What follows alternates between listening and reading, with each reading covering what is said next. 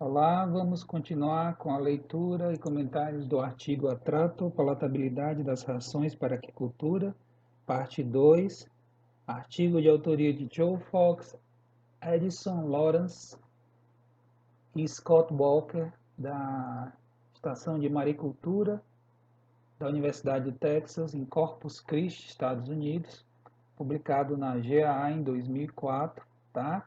Vamos falar agora no ponto 4, tá? Que é justamente estímulo mínimo efetivo. Vamos ver isso daqui. Os químicos, né, adicionados às rações aquáticas, com o propósito da quimiorrecepção ou atração, ou simplesmente a estimulação alimentar, deveriam assegurar uma localização rápida, tá? E uma ingestão completa do alimento pelo animal. Essa questão de como introduzir, né, como apresentar, como fazer as células receptoras entrarem em contato com esses estimulantes alimentares, claro que é uma questão inicial de atenção, tá, pessoal? Então, o atrativo alimentar, ele deve ser hidrossolúvel e deve estimular respostas alimentares rápidas, mesmo quando em concentrações mínimas na água. Então, um bom atrativo para peixe e camarão, tá? Um bom atrativo alimentar. Primeiro, ele deve ser hidrossolúvel, porque afinal de contas, ele tem que se desprender, né? Ele tem que sair do alimento, ele vai para a água, ele se movimenta na água e acaba chegando nessas células quimiorreceptoras desse sistema de quimiorrecepção, como os botões olfatórios, tá? Dos peixes, dos camarões. Em seguida, a resposta alimentar do animal deve ser rápida, ou seja, ele deve prontamente se dirigir em direção à fonte, né, daquele estímulo químico, que vai ser o pellet, tá? Para começar o consumo. E importantíssimo também é que ele deve fazer tudo isso, o atrativo alimentar, ele deve conseguir essa resposta alimentar forte, né? Essa forte atratividade, mesmo quando em concentrações mínimas na água, certo? Então, o bom atrativo é aquele que é efetivo, mesmo quando as concentrações são muito baixas. Em relação ao palatabilizante, ele deve ser estável na água, ou seja, deve resistir à lixiviação para o meio. Além disso, deve ser efetivo também em pequenas concentrações. O, o palatabilizante, pessoal, tem um comportamento diferente do atrativo. Enquanto a gente quer que o atrativo seja hidrossolúvel, tá? A gente quer que o palatabilizante seja hidroestável. É por isso que fica um pouco difícil compreender o mesmo composto que seja atrato palatabilizante. Você tem compostos atrativos, que são hidrossolúveis, tá? Que vão desencadear a resposta da identificação e localização do alimento, rápida.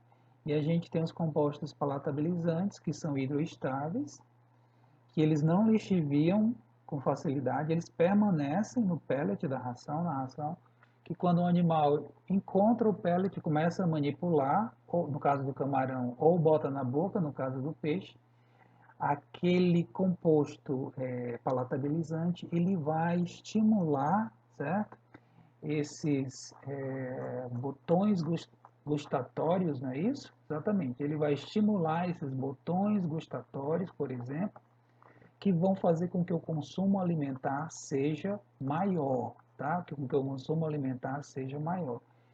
Então, a gente é levado a concluir que existem compostos que são atrativos e existem compostos que são palatabilizantes. Os atrativos hidrossolúveis e os palatabilizantes hidrostáveis, né? Ou não solúveis na água, eles vão ter uma estabilidade química maior, que permite o animal encontrá-lo, né, as concentrações iniciais ainda estariam presentes no momento em que o animal localizar o pellet. E assim como o bom atrativo, ele deve desencadear essa resposta de consumo alimentar, mesmo em baixas concentrações, tá? Claro que a maneira mais prática de conseguir levar esses atrato-palatabilizantes para o animal é fazendo, incluindo juntamente com a mistura, tá?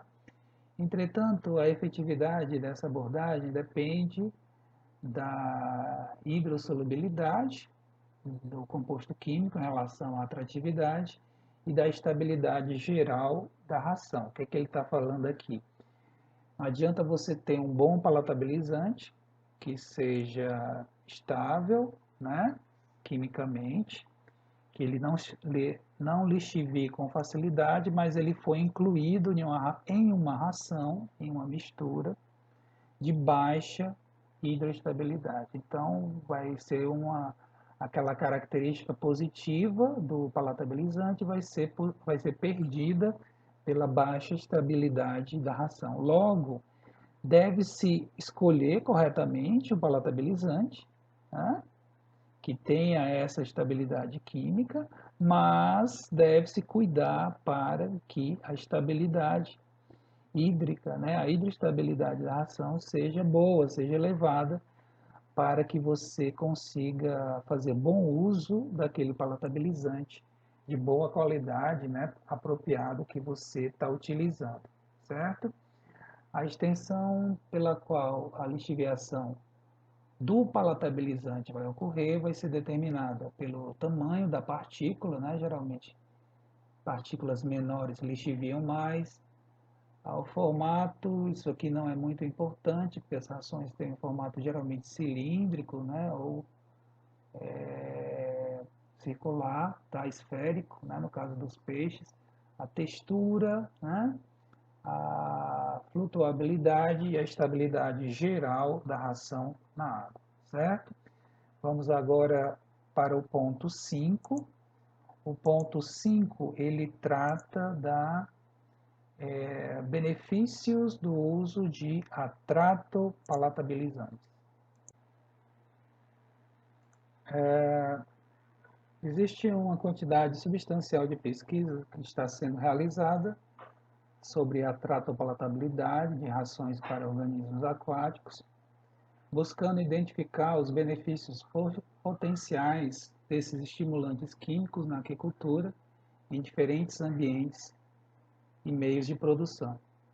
Um dos benefícios da utilização desses estimulantes químicos ou atratopalatabilizantes é o aumento, claro, né, da palatabilidade inicial, ou seja, antes de você adicionar, tá, o atratopalatabilizante, vai ser um aumento da palatabilidade do consumo que vai levar a uma redução generalizada, né, significativa na quantidade de alimento necessária para a satisfação ou alimentação dos animais. Então veja, a maior ingestão alimentar ela vai permitir a diminuição da oferta de ração sem prejuízo zootécnico, já que toda ração ofertada será consumida. Você usando um bom atrato palatabilizante, no caso específico aqui, um bom palatabilizante, o animal vai consumir avidamente, né, a ração, de tal forma que o que você ofertar sem exagero, claro, vai ser consumido,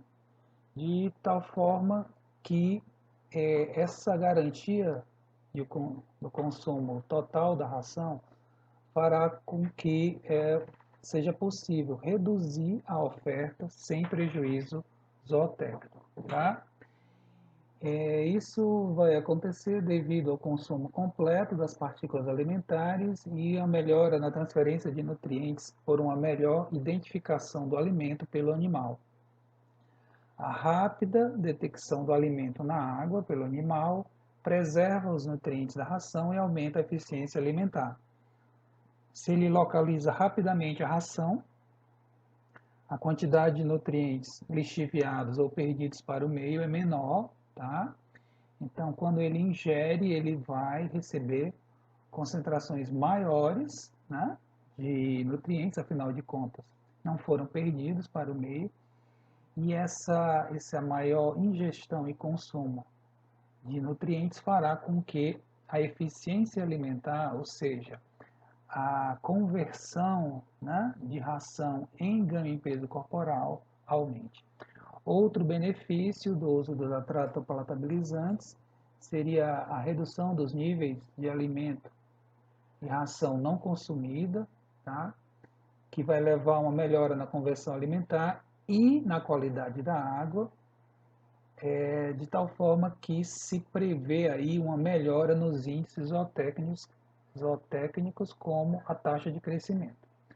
Com a menor quantidade de ração desperdiçada pelo consumo lento, associado à menor taxa de lixiviação de nutrientes para a água pela rápida ingestão alimentar, fará com que a qualidade da água do tanque melhore, tá? Com a melhor qualidade de água, o ganho em peso animal acelera. Claro, né? No final disso tudo, a gente espera melhores resultados de crescimento e isso realmente vai acontecer, porque você vai ter uma eficiência alimentar maior, certo? O animal vai fazer melhor uso dos nutrientes, a menor lixiviação para a água, pela mais rápida ingestão alimentar, fará com que a qualidade da água melhore, né? Você vai ter, por exemplo, menos nitrogênio, menos fosfato, menos amônia, menos blooms fitoplantônicos, a água vai ser, do ponto de vista físico-químico, mais estável, e isso vai favorecer um maior crescimento corporal dos animais, tá? Esse desempenho melhorado, né, dos animais, essas melhores taxas de crescimento, ao final vão resultar em benefícios econômicos, devido às menores perdas de nutrientes para a água, menor excreção de nitrogênio, e vai permitir uma variação maior nas fórmulas dessas rações.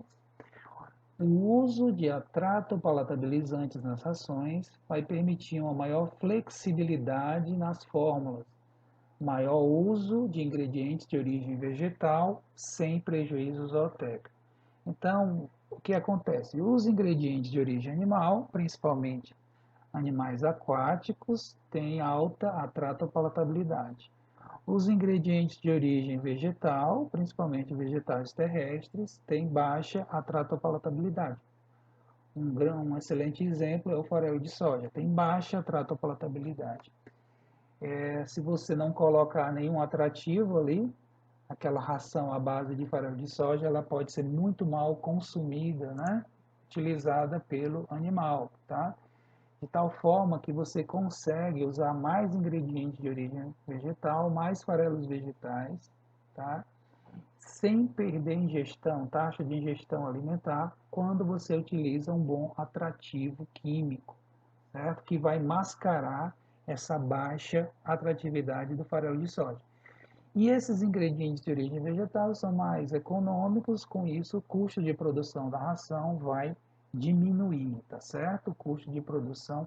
Então vejam a quantidade de benefícios que o uso de atratopalatabilizantes traz. Benefícios zootécnicos, benefícios econômicos e benefícios ambientais, porque você vai ter menor lixiviação de nutrientes para a água, você vai ter menor excreção de nutrientes, afinal de contas, o aproveitamento alimentar vai aumentar, tá? Você vai conseguir reduzir a oferta alimentar sem prejuízo zootécnico, e tudo isso vai fazer com que a qualidade da água do tanque e posteriormente dos efluentes sejam melhores, tá? Para os peixes, esses estimulantes químicos podem reduzir o tempo necessário, no caso aqui mais para peixes marinhos, pode reduzir o tempo necessário para o treinamento alimentar de larvas e pós-larvas para o consumo de rações secas, é o vulgarmente desmame dessas larvas, né? E pós-larvas de peixe marinho, elas iniciam com alimentação de alimento vivo, recebendo alimento vivo, a fêmea, por exemplo, só que você faz o treinamento para o consumo, a aceitação, o aproveitamento das rações secas. A questão é que esses peixes marinhos, eles são muito enjoados, digamos assim, né? Para aceitar essa ração seca. Uma solução das mais evidentes e claras é o uso desses atratopalatabilizantes, tá? Você usa ali um composto, a betaína, por exemplo, que vai fazer com que essas pós-lavas elas ingiram, né? Elas tenham um consumo alimentar necessário para manter boas taxas de sobrevivência e crescimento. Esses resultados de uma produção aumentada, não, é o seguinte aqui, com isso, né, quando você utiliza esses atratopalatabilizantes nas larviculturas, a produtividade dessas unidades, tá, das larviculturas, ela aumenta, né? Você vai ter um maior número de juvenis, né, de melhor aspecto, né, maior tamanho, porque você tem um manejo alimentar, né, a eficiência alimentar animal é maior. E para concluir esse ponto, né, dos benefícios, os custos de produção, os custos unitários, talvez podem também diminuir, porque vai haver uma redução nas concentrações de ingredientes mais caros da ração. Queda no custo de produção da ração pelo maior uso de ingredientes de origem vegetal, que são mais econômicos. Nós já falamos isso, né? Se você não usar o atrativo, você não pode usar tanto farelo de soja, porque o animal simplesmente vai rejeitar a ração. Aí você faz o seguinte, você pega um bom atrativo, né?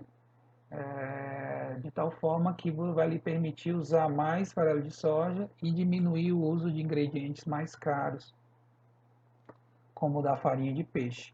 Claro que isso vai ter um impacto muito positivo na redução dos custos de produção da ração, tá? Estamos aí com 17 minutos, vamos ver o que é que falta aqui. Falta falar sobre palatabilizantes para piscicultura, depois para carcinicultura, tá? E as conclusões. Mas vamos dar uma paradinha aqui, a gente já retorna na última parte desse artigo. Até já.